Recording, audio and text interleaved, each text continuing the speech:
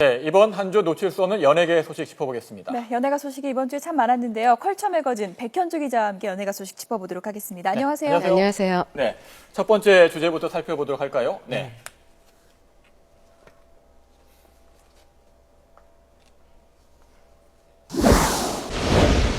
네, 방송인 김구라 씨가 18년 만에 합의 이혼을 네. 해서 네. 지금 인터넷이 뜨겁게 달궈지고 있지요. 네. 한 프로그램에서도 이런 말씀을 하셨었어요. 방송에서 자꾸 가족 얘기를 하는 거, 아내분에 대한 얘기를 하는 것도 내가 하지 않으면 미칠 것 같아서 하는 거다. 이런 식으로 한번 얘기를 한 적이 있었는데요.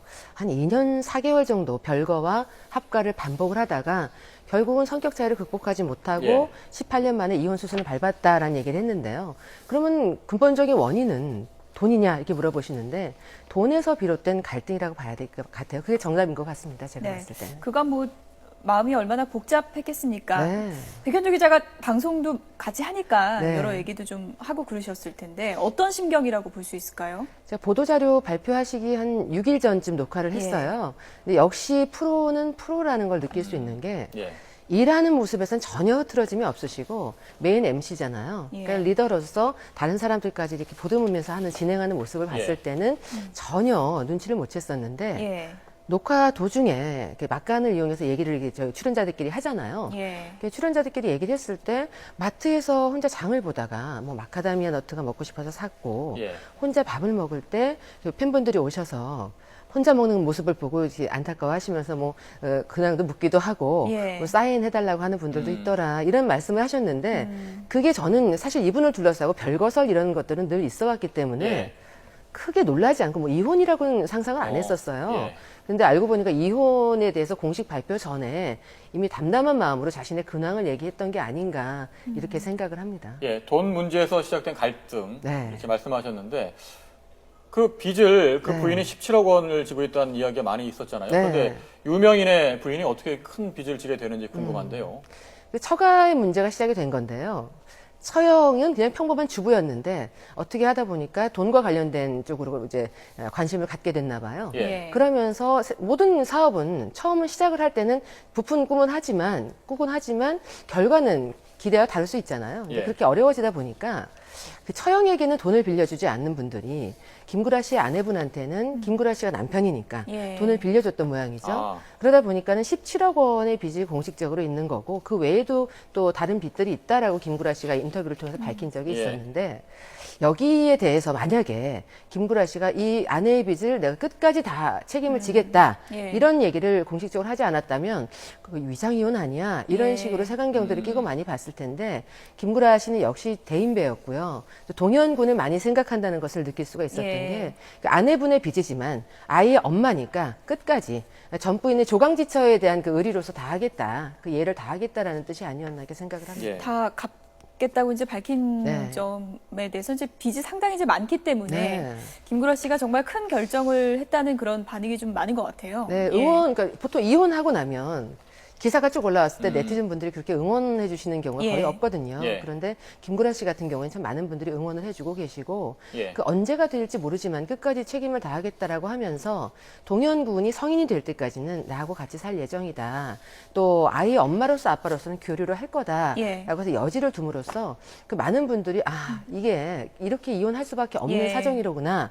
사실 긴 글이 아니었음에도 불구하고 공감을 할 수 있게 만들었다는 예. 거죠. 사실 뭐 크게 불거진 게 이번이지만 네. 지난 뭐 방송에서 김구라 씨가 했던 얘기를 보면은 아내의 경제관념에 대해서 좀 말을 언급한 적이 여러 번 있었죠. 네, 예를 예. 들면 뭐 주정차 과태료 같은 경우에도 제때 내지 않아서 거기에 뭐 부과되는 금액이 몇십만 원씩 되고 한 달에 예. 그것뿐이 아니라 이제 가계부 같은 걸 너무 쓰지 않아서 아내분이 쓰길 바랬는데 결국 안 쓰다 보니까 자신이 스스로 쓰게 됐다라는 얘기를 한 적도 있었는데 예. 언젠가 한번 김구라 씨의 가계부가 이렇게 공개가 된 적이 있었거든요. 그런데 그 안에 정말 빼곡하게 하나에서 열까지 24시간의 지출 내역을 또 수입 내역을 다 썼더라고요. 이 가계부를 동현군에게 나중에 줄 예정이라고 하니까 예. 그 외아들 동현군에 대한 그 지극한 사랑이 예. 어느 정도인지 알 수 있죠. 예. 최근 이혼 때문에 네. 숨을 끓이는 분이 한 분 더 계신데 네. 가수 나훈아 씨 이야기 좀 네. 해주시죠. 네. 예. 너무 이혼 조정 기일이 복잡합니다, 이틀 전에 근데. 있었죠. 예. 네, 정말 복잡해요. 예. 2011년 한 번 그 아내분이, 이분이 세 번째 아내분이세요. 첫 번째 아내분이었던 분은 짧은 결혼 생활을 했었고, 두 번째는 사실혼 관계였던 김지미 씨가 있고, 이분은 신인 가수였다가 나훈아 씨 부인이 된 건데, 2011년 남편하고 연락도 닿지 않고, 아버지로서 의무도 다하지 않고, 동거 생활도 하지 않기 때문에 이혼을 예. 했으면 좋겠다. 소송을 냈는데, 예. 나훈아 씨가 그때도 나는 이혼을 원치 않는다라고 해서 법원에서 마지막 판결을 했을 때는 동거의 의무를 다하고 이혼을 하지 말고 살아라 이렇게 결정을 했었죠. 예. 그렇지만 아내분이 동거의 의무를 다하지 않는다 내 남편은 이혼을 해야 되겠다. 예. 그래서 다시 소송을 냈어요. 예. 그래서 첫 조정이 어제 그저께 있었는데 나훈아 씨는 불참을 했고요. 아내분은 참석을 했는데 네. 나훈아 씨는 여전합니다. 이혼의 의지가 없다라는 건데요. 미국에서는 이미 이혼이 됐잖아요. 근데 저희는 파탄주의 때문에 된 줄 알았는데 나훈아 씨 측의 주장은 다릅니다. 나는 이혼 소송에 대한 소장 자체를 받지 못했기 때문에 네. 그 이혼 자체는 성립될 수 없다라는 게 나훈아 씨 측의 주장인 걸로 전해지고 있습니다. 그런데 나훈아 씨 하면은 계속 이혼 소송 얘기만 들리는데 정작 나훈아 씨는 어디 있는 건가요? 나훈아 씨에 대해서 와병설도 있었죠. 예. 중풍에 걸려서 치료를 예. 받고 있다. 뭐 요양을 하고 있다. 뭐 이런 얘기도 있었는데 지금 들리는 말로는 굉장히 건강하다라는 얘기고요. 예. 나훈아 씨하고 나훈아 씨 아내분하고 예. 첫 조정이 있기 몇 달 전에 한 차례 만난 것으로 전해지고 있습니다. 근데 한 1시간 정도 만났을 때도 두 사람은 전혀 이견을 좁히지 못했다고 하고요. 일단 나훈아 씨 아내분의 입장은 과거에는 불륜에 대한 의혹을 많이 제기했었는데 이유를 불문하고 일단 나는 이혼을 하고 싶다라는 게 강력한 입장입니다. 예.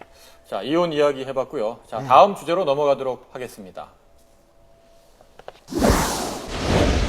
네, 영원한 수사반장 김형사, 김상순 씨 별세를 하셨는데, 네. 예, 많은 분들이 정말 안타까워하고 있습니다. 특히 저희 같은 경우에는 대추나무 사랑 관련된 기억이 좀 강했잖아요. 예. 그래서 어딘가에서 정말 우리 농촌 어르신 한 분이 딱 문 열고 들어오실 것 같은 그런 느낌이 강한데 어르신분들한테 수사반장으로 더 각인이 되어 있는 배우세요. 예. 폐암으로 세상을 떠났으면 뭐 술, 담배를 많이 하셨나? 근데 전혀 술, 담배를 안 하셨고요. 2013년경에 예능 프로그램 출연했을 때는 네. 젊은 사람보다도 더 건강하게 나왔었기 때문에 예. 충격적인 거거든요. 예. 몇 달 동안 이제 가족분들하고 병 수발을 하신 가족분들하고 같이 이제 운명을 달리하실 때 예. 가족 모두 건강해라 이렇게 유언을 남기셨다고 그래요. 예. 그러니까 건강에 대해서 소중함을 마지막까지 느끼셨던 것 같은데 예, 지금 오늘 발인이었죠? 발인하는 모습을 지금 화면에 나오고 있는데, 네네. 예, 정말 안타깝습니다.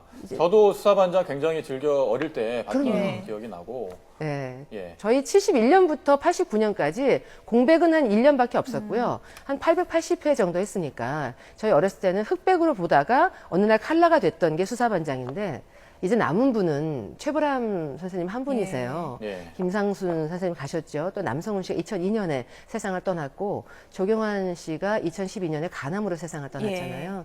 최불암 씨만 남았는데 다들 이분들의 몫을 다해서 오래오래 저희들 곁에 남았으면 최불암 씨가 뭐 하는 다 떠나서 네. 너무 좀 허탈하다 이런 또 심정을 밝히기도 했더라고요. 네, 맞습니다. 예. 네, 요즘에는 뭐 수사 드라마가 미국 드라마, 미드, 네. 뭐 드라마 많이 보는 젊은 네. 분들은. 근데 사실 수사반장이 한국형 이 수사 드라마 시초라고 그렇죠. 불릴 맞아요. 정도로 국민들의 사랑을 받지 않았습니까?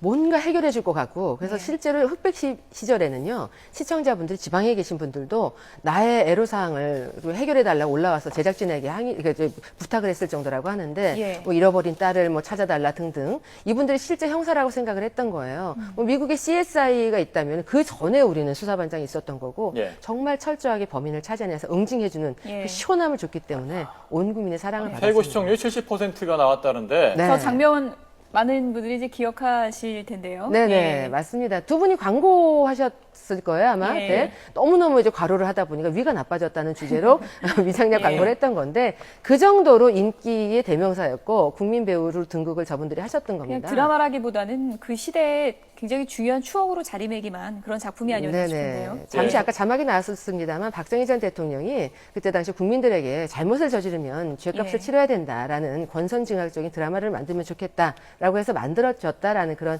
이야기가 전해지고는 있습니다.